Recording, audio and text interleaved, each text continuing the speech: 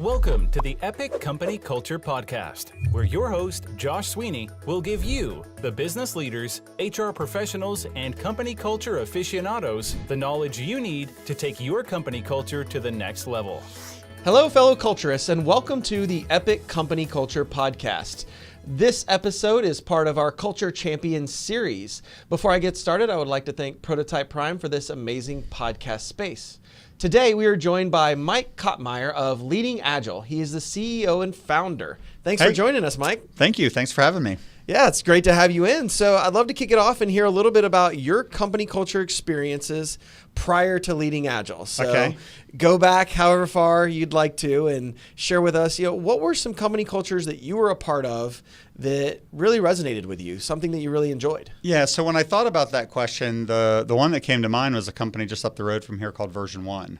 And it was the first time I ever worked for a small company, and we were about 27 people when I joined. I think they're bigger than that now. They merged with a company called CollabNet a little bit ago.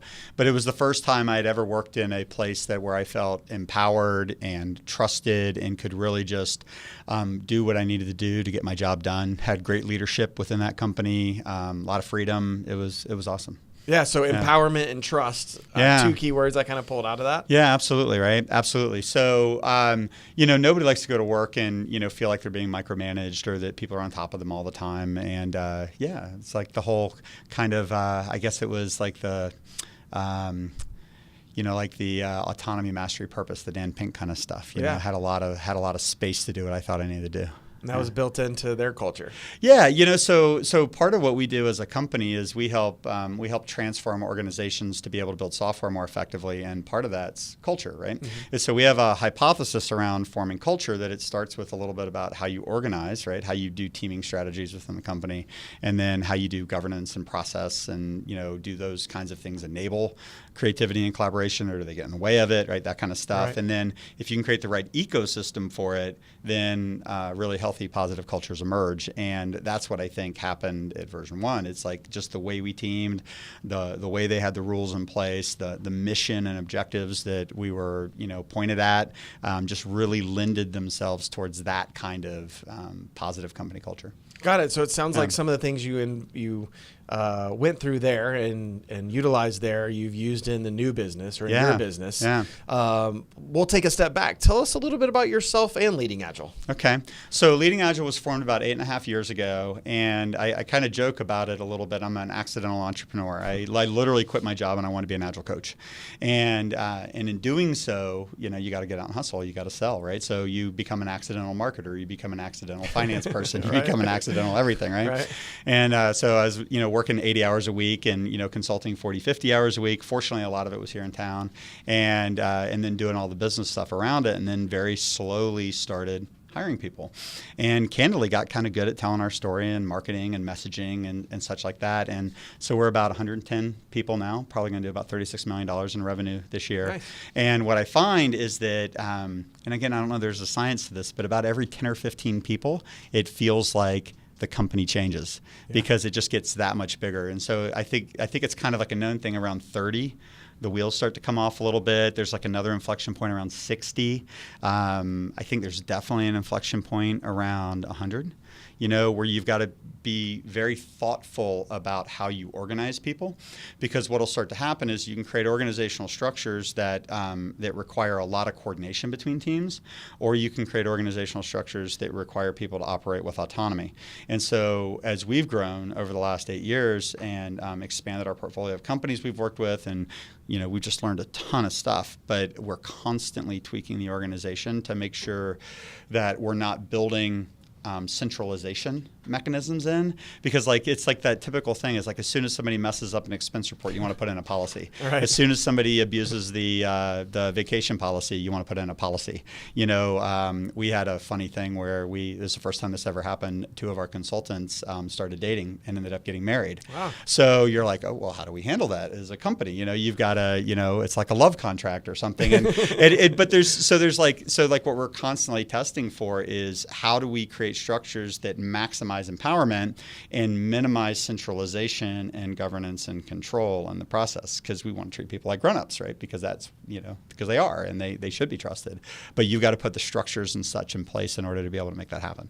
Yeah, I know we've had other people on the podcast that talked about kind of the policy situation and creating policies. And I think the best one I heard was, if it happens once or twice, then, make it part of communication. Yeah. But, after a few times, if it's really a problem, then look at the policy. Yeah. But don't do the inverse of every time one thing happens, create a policy or change, because that was the one-off. That was the one time it happened in 8 years. It's a super hard line. Expense reports are kind of an interesting thing. So we have a rule, like if our consultants are out on site with a client, they have to follow the client's expense policy. That's pretty cut and dry. Yeah. But what do you do if it's a LeadingAgile thing, right? And so generally we say spend the company's money as if it was your own. Make good decisions. But sometimes people don't know exactly what good decisions are, right? Right. And so what we kind of tell everybody is we say, look, we want you to be a grown-up. We want you to be treated the right way, and we want you to make good decisions.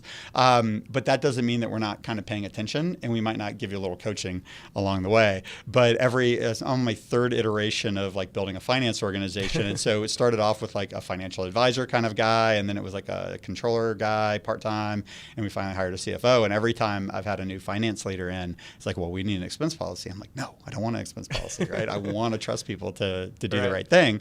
But sometimes people don't. We just tend to deal with it as one-offs. Yeah. So not only tell them, make the right decision, spend it like it's yours, but by the way, here's what we see that would look like. Yeah, and it's like we'll get on calls, right? Yeah. So and we'll talk about it sometimes. And when we onboard people, we'll talk about it, and we'll say, look, it's intentionally gray. If you're interested in kind of what the norms are, call our director of finance and she'll tell you kind of what the norms are.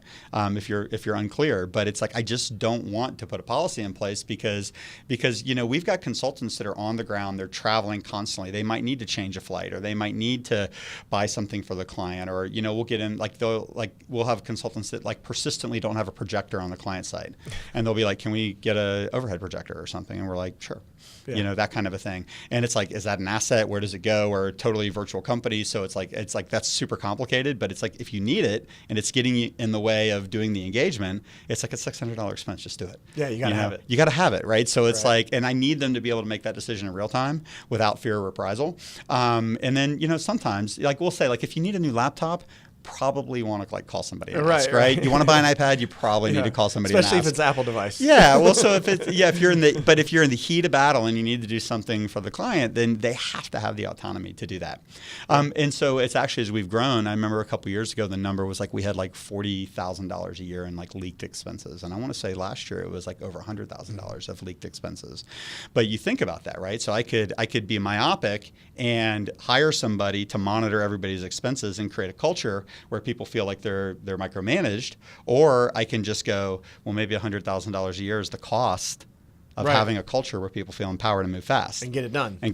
Right. Yeah. And so do I want to spend $50,000 hiring an administrator to save $100,000 and ruin my culture in the process? Right. I'd rather just eat the $100,000. Yeah, that's a great way to look at it. Right, yeah. Yeah, it reminds me, I had a situation once where I was traveling. I was out in Austin, and it was I think it was like the ninth best sushi restaurant in the country. It's on some list, and somebody wanted to go out, and we definitely spent a good amount of money, and I turned in that expense receipt, and they were like, so Josh, we got your expense receipt, and how can you justify this? And I just told him, like, I can't. Just cover what you will. Yeah. I got the rest. Yeah. Like, that was just something that had to be done. Yeah, so we have an interesting thing, and this has actually proved to be a really powerful thing for our consultants. Is we say, look, we all know you travel and you're away from your family a lot. So around the holidays, we'll say, it's kind of like a Christmas present, like take your family out to dinner on the corporate Amex and expense it. Yeah. What's the limit? Don't have a limit. Yeah. Right? Just use good judgment. And the average bill is probably $250. We had one guy who spent $1,300 last time, and he actually was surprised that the bill ended up being that much. Right. And he came to us and said, "Look, I don't think you guys should have to pay for it." And I think we ended up splitting it with him or something. Yeah. But it's like, again, do you say to your whole team, "Well, you have a $300 limit"?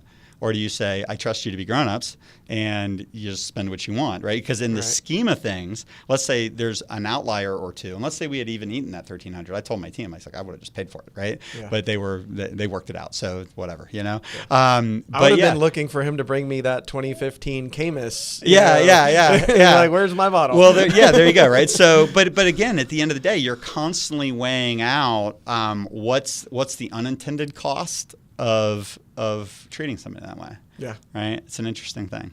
Yeah, I love the idea of, giving them that as a perk when they travel, because we talk about it a lot. One of our work motivators on our assessment system is opportunities to travel. And what we tell people is like, well, there's ways you can use travel as a motivator. Mm-hmm. So there's bad ways to travel and good ways. The bad way is you send them in and out and they never get to see anything. Yeah. But the good way is you send them in a little bit earlier and you pay for an extra meal, or you upgrade their car because it doesn't cost any extra money because you got so many Hertz points or Amex points or whatever. Like, there's a way to take travel and turn it from this burden where you're in and out of New York 3 times and never see anything to an experience. So it's probably people want to travel. It's probably one step further than us. With us, we don't even tell them when to come or when to go. They just go when they need to go, and they come home when they need to come home. And you just teach them. You just not teach them. That's not the right word, but you just treat them the right way. Yeah, and we've done certain things with people where, like, the travel becomes like a big burden on their family. And like one guy in particular, we flew his whole family out, and rather than do hotels, we negotiated with the client to like run a house in the area, like an apartment or something. Yeah.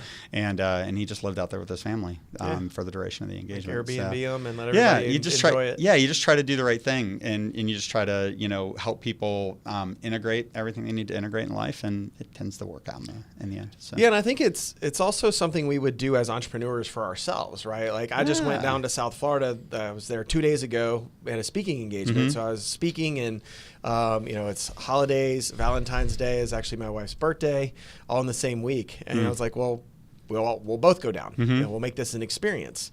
So it's taking the things that you would do for yourself in a lot of ways and extending it to the employees and treating them the same. Absolutely, right? Absolutely. For Love sure. it. Yeah. So those are all the amazing things that are happening. Okay. Going back before Leading Agile, and I like to tell people they don't name names. Yeah. What were some cultures you were a part of that just weren't right for you, that weren't good? Like, what were some experiences you had where you're like, I definitely don't want that to be in my company? Yeah, it's really funny. When I was thinking about that question, and I was thinking about probably like the 2 worst experiences I ever had, and I never really thought about them as cultural problems per se. In my head, they were associated with like specific leaders. Okay. And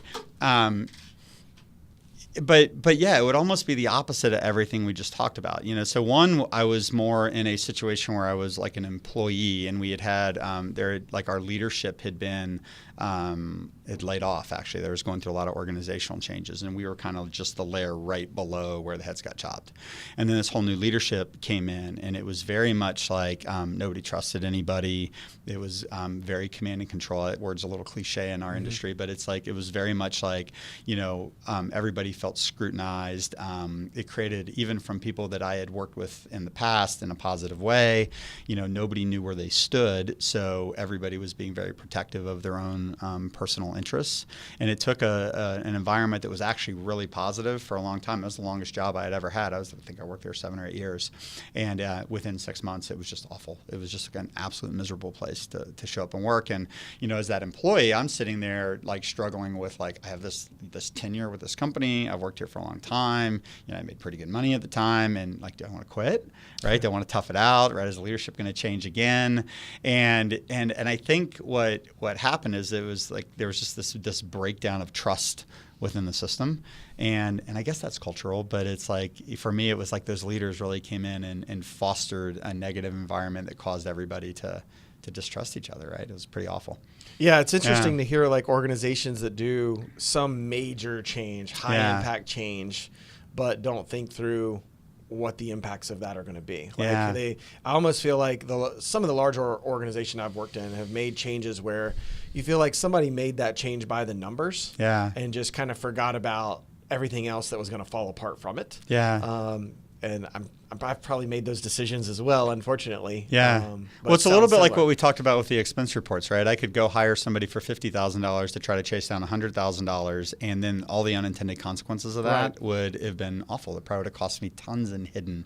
Yeah, it cost you $250,000 and people leaving and retention and turnover, and absolutely they would right. stop traveling as much or push back. And So I think culture is a really interesting balance. We're an Agile consultancy, and the Agile community is kind of a big thing, and the Agile community likes to talk all about like we need to change culture, right? It's a culture of the organization. It's a culture of agility. It's a culture of responsiveness.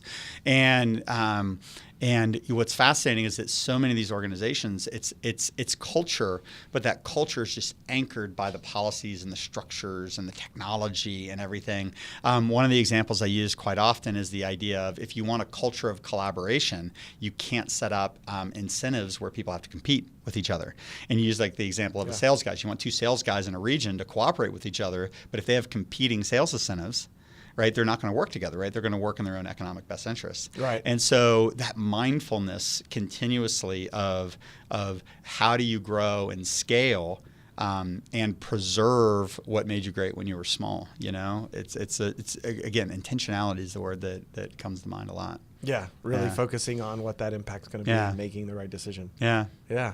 I'm sure that you see it a lot and kind of thinking through Agile as a culture change. I mean, in effect, it is a lot of ways. It is, for sure. Software and, just the word talking about waterfall versus Agile in a software development cycle. Yeah. I mean, fundamentally different way of thinking. Yeah. Different impacts. The management has to think differently. Everything about it. Yeah. And that's a pretty difficult thing to change. It's tough, right? And so I think where a lot of people in our industry go a little south with this is they go in with these really hard cultural messages about how leadership needs to change and think differently and all the things that you just said. But the reality is that the systems that enable agility are fundamentally broken. And so like you go into most organizations, you say, what's an Agile team? Like I remember I had this experience about 8 years ago where this person was like, yeah, I'm on 6 Agile teams. And I'm like, what does that even mean, right? To be on 6 Agile teams, right? Well, they were a QA tester and they were getting spread across. And so they were doing Scrum, but because that person was spread across 6 Scrum teams, then weren't really part of any one Scrum team. And so they were really maintaining their old belief system and operating in the way they had always operated, but they were calling it Scrum. Now, I mean, for anybody who's like familiar with Agile out in your audience, it's like the culture of an Agile team is totally predicated on that team being a unit. Yeah. And delivering something of value every 2 weeks and being accountable for it. And so if I have dependencies, if I have matrix team members, if I have there's all kinds of failure modes in there. And the leadership can have the right mindset, but that mindset has to really directly do a fast follow to behaviors, org structure, governance, right? All that kind of stuff, the things that are going to really unlock it.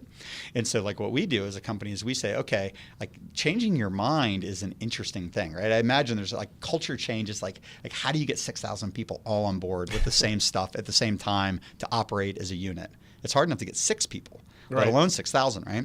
But a lot of times you can go in and you can change the teaming strategies, you can change the value creation strategies, you can change the governance strategies, the metrics, right? All that stuff. Now, it requires some acquiescence on the leadership to go, yeah, I'm willing to try a new way. Yeah. And you might argue that that's culture, right? But once that acquiescence happens, we have to have an operating system in the organization that actually is going to deliver value, right? But what's cool is that once you get that operating system in place, the culture tends to ignite and it's like a fast follow with the rest of the organization because now people can breathe, right? They go, oh, okay, now I know how to operate. Now I know how to be successful. I can behave more collaboratively. I can behave in a more adaptive, open-minded way because I know it's safe, right? In the old world, the old structures, it wasn't safe.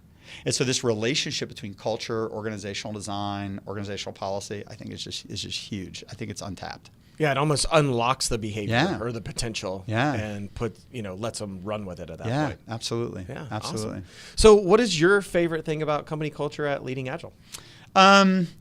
It's fascinating. It's exciting, right? Because we had about 65 people about a year ago, and we're about 110 now. So we've almost doubled in the last year. Yeah. And so maybe what I'll suggest is some of the things that we've done to try to maintain our company culture as we've gotten bigger. So when we onboard people, one of the things we've been doing recently is using Facebook Workplace as a live onboarding mechanism. So we've been doing a lot of things where we drop video in and we do like live events using Zoom streamed into Facebook Workplace. A lot of active collaboration with me and my leadership team with like new people coming in. And what's been fascinating about is that when people join the company, a lot of times they know me, they've maybe heard of me in the industry, but then they come to LeadingAgile and it's like they're working with somebody who's like an account lead or, a senior consultant on the ground, and they feel really disconnected. And so allowing us in a distributed company a way to actually plug in with new people and bring them on board into our culture in a very systematic way. We've been using the word imprinting a lot, like the power of imprinting in your first month and making it feel like you actually work in our company. That's been pretty powerful. A couple of things that we do is that I have a 7 o'clock call every morning with my leadership team, but at 7:30 we open it up and it's all hands. Anybody who wants to join can join. And so like literally we'll have 70 or 80 people on a phone call in the morning listening to the leadership team talk about finances, sales pipeline, pretty much anything other than personnel issues, right? We won't do those publicly. That could be bad, right? Yeah. But yeah, we're really transparent with our numbers. We're transparent with our prospects when things are stressed out in the system. If they ever get that way, we just talk about it really openly. People will talk about like, well, our bonus is going to pay, and I go, well, I don't know, right? So it's going to be this, it's going to be this, it's going to be this, it's going to be this. In a consulting business, you've got a 3 to 6 month cliff. So it's like people can see the cliff 3 to 6 months out, and they go, is my job going to be guaranteed in 9 months? I don't know, man. You guys better help me like make sure that these clients don't terminate early, right. Because if you guys do your job, right, then we get to stick around longer and help longer. And so that level of transparency and honesty, I think, engenders that kind of trust. And we're just an open book. We'll tell you anything. We went open with like salary bands. Mm-hmm. So pretty much everybody by title knows roughly what everybody else in the company makes. Just transparency at every level. Yeah, I've talked to a number of entrepreneurs and business owners that went open book and kind of walked me through the coaching sessions they have to have because a lot of people don't, they don't understand the financials of the organization. Like you said, the 6-month cliff. My last company was a pure consulting company, and that cliff was always there. Yeah. And I never thought like, I want to show these people this number that in 6 months we could be out of business if things go wrong. Now, statistically showing, we've been in business 8 years, right? It's not happened. Yeah. But most people don't tend to understand cash flow and the impacts of that. So I've heard a lot about how much financial coaching comes into play, and then how it gets parlayed into financial coaching to help them at home. Oh, right? Interesting. Because they take those concepts and they say, well, I'm going to train you on this cash flow, but it's just like at home. Like if you spend more than you make, that's going to be a problem at some point in time. Yeah. And so here's how it works for the business. Here's how it works from home. And I've even heard of people that, their home life got better. Yeah. Awesome. It's kind of an interesting way to educate people on like those open book policies and all of the nuance that comes into that. Yeah. I just think it engenders a lot of trust when you're willing to sit there and say, hey, this is the realities of our business. Yeah. Like one of the things, this is the first year we actually put in a bonus program, and one of the things that I did is differently is we have to accumulate a certain amount of cash. We have to have a certain amount of cash before I'm going to start paying bonuses. Yeah. And right, so the whole EBITDA net margin thing is after we've built cash, and so people are like, are we going to get paid? And I go, well, let me tell you what my priorities are. My priorities are that you guys get your paycheck first, right? That we build cash, and that you're assured of getting your next couple of paychecks, right? And then once all those things are taken care of, we'll take care of bonuses, and that's just reality. Yeah, because benefits, taxes, matching, as a business owner, right? I have to make sure that we're operational first. I have to take care of the base needs. And one of the coolest things about this journey is I've never missed payroll, right? I've never delayed payroll, and I'm really proud of that. And it's not ever going to happen. I'm never going to go to this team and go, hey, we have to delay your payroll 2 weeks. And so I'm never going to be in a situation where we pay bonuses for the sake of at the risk of making payroll. And I'm not going to put us at that much risk. And I just tell people about it. I mean, we get on the phone and talk about like lines of credit with the bank and, what we're doing there and how we do funding. And it's a leadership team conversation that's open to 100 people. Yeah. That's awesome. Yeah, it's pretty cool. I haven't heard that model yet. Yeah. Where it's well, we kind open of up the lines to that many people. We kind of riffed off of Stanley McChrystal's Team of Teams book, if you've read that. And one of the things that he talks about when he was leading, like I'm going to get all the names of this stuff wrong, so go read the book if you're interested, right?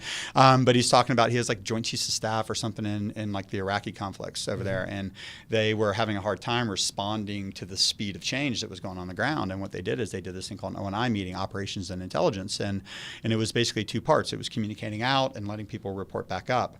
And so after I read that book, I said, well, let's start to do an O&I call for us. And so I think it's 3 days a week, Tuesday through Thursday, we have this open forum. And the first part is the all hands or the around the room with my leadership team. And then in the other part of the meeting, we have 3 structures within our company: accounts, which is pretty obvious for a consulting company, pods, which is kind of your permanent leadership structure, and then communities of practice, which are like interest groups within the organization. And so what we basically do is we let different people do readouts. And so we'll do the all hands leadership thing, and then the pods will do a readout on different days, and the accounts will do a readout, and they'll go through all the financials on the account, and the communities of practice about how they're advancing the state of the art within our company. We do a monthly retrospective. We do a monthly finance review. And so my CFO gets on and does a dog and pony show about how we're accumulating cash, or where the cliff is, or whatever. So yeah, and you're involving each team member in those updates, so they get that accountability, responsibility, ownership, all those things. Yeah, so you get somebody who's not used to having the floor in front of the entire company, and you give them the opportunity to talk about what they're doing on the account. And it's not always the account lead that's doing the account review. Sometimes it's somebody who's maybe lower in the stack or not in charge who's doing the review. Yeah, I love it. It's a great way to get everybody involved and make sure they know what's happening and why. Well, I think I mentioned this, but we're a totally virtual company, and our consultants work all over the U.S. And so you could go 3 or 4 months and never come to Atlanta for a meeting. Right? So you can work for my company and for 6 months maybe sometimes and never see anybody else besides maybe a client or maybe one other leading Agile person. And so some of these structures, and that's where I get into the structure and governance kind of a thing, some of this stuff was born out of wanting our people to feel connected to us and part of us rather than feeling like they work for the client. Yeah. So what are some of the strategies you use to make sure that everybody is part of the culture, part of the team when everybody's 100% remote? Yeah, it's tough, right? So we talked about the O&I calls. Right. We onboard them through Workplace. We're actually going to start using Workplace more heavily with a lot more structured kind of drip education. We have a pretty robust Slack community where accounts and different communities and pods interact. We do a lot of like fantasy football leagues where we'll fund like, I don't know if it's totally significant, but it's like maybe like $1,000 per team. Like the winner gets 1,000 and the runner-up gets 500, and you don't have to buy in and play fantasy football. And that's created a lot of cross-company connections between people who wouldn't otherwise be connected. We do a similar thing around March Madness for the basketball pools, monthly newsletters. We used to do this a lot more. I haven't heard much about it lately, but like Fitbit challenges and things like that. Fitbit challenges got a little weirded out because like you have some guys that are like super on top of it, and it's like they just crush everybody every month, and so everybody else loses interest. But you got to put them in another group, the 100 milers group or whatever it is, the ultra marathoners or something. Exactly, right? And it's funny, right? You'll see somebody who's like at a client site for a long time, and they have like reasonable steps, and then they go on the bench for a month, and they're killing everybody, right? Because they have too much time on their Got hands, some time. Yeah, definitely. Yeah. So, what do you most look forward to enhancing in the future with your culture? Yeah. I'm actually pretty happy with the way things are right now. Okay. The challenge is going to be is that we fully expect we're probably going to increase by at least 30 or 40 people throughout 2019. And so my big challenge is going to be figuring out how to maintain the culture, and as we grow, bringing people into it. And I know I mentioned the Workplace thing a couple times, but the ability to drop video content, have conversations around it, go live into that network, I think is going to be actually pretty key. I think it's going to be a pretty powerful tool for maintaining that level of connection within the company. And so we're just experimenting. I don't know if we're going to use Slack and that, if that's going to be just a kind of a culture education community, and this is more client stuff. Like, I don't know. We don't have it quite sorted out.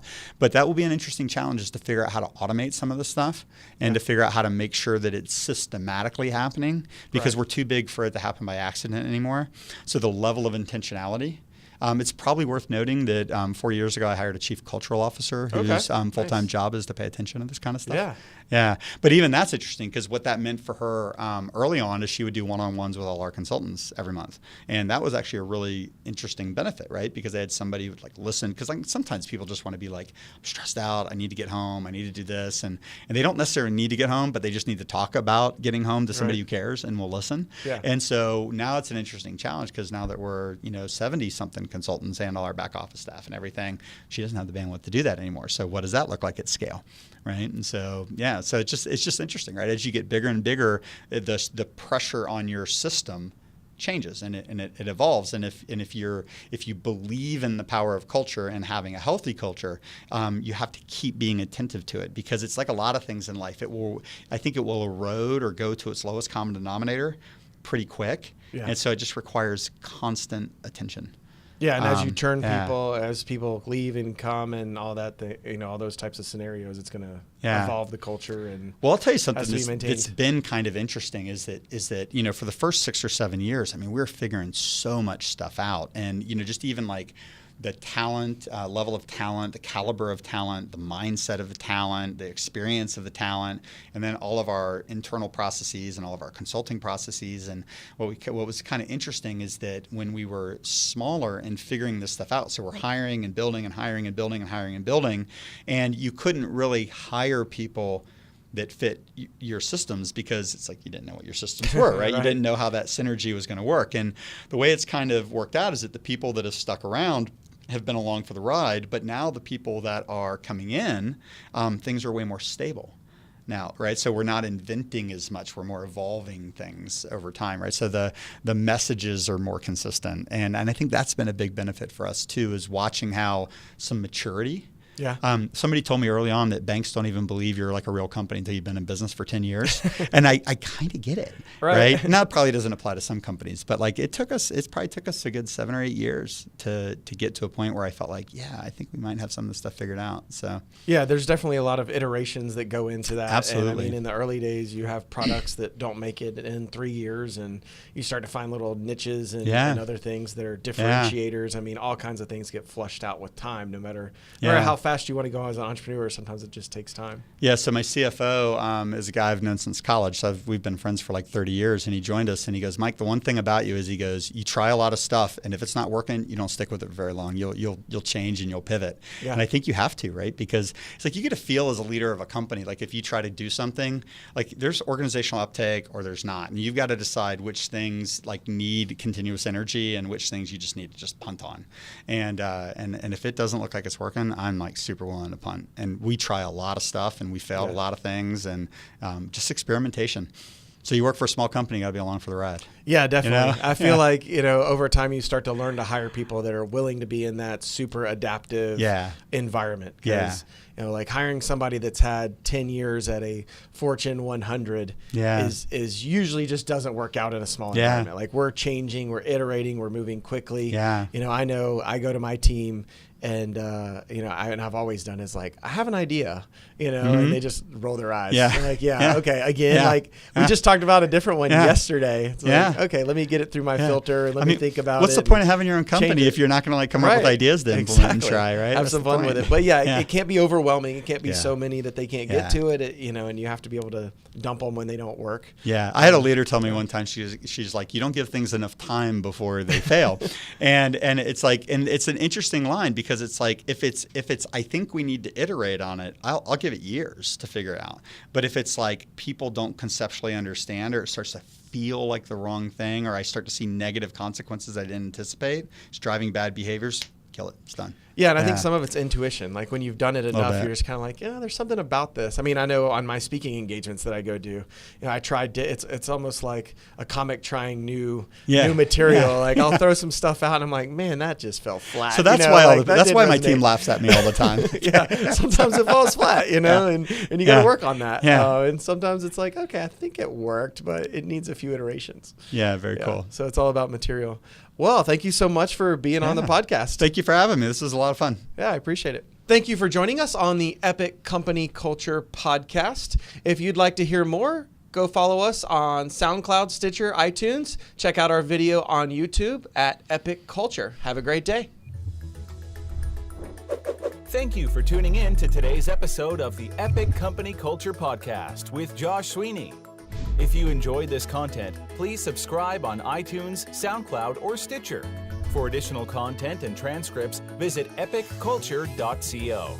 If you have questions or topics you would like us to address or expand on, tweet us at epicculture1 or email at podcast@epicculture.co.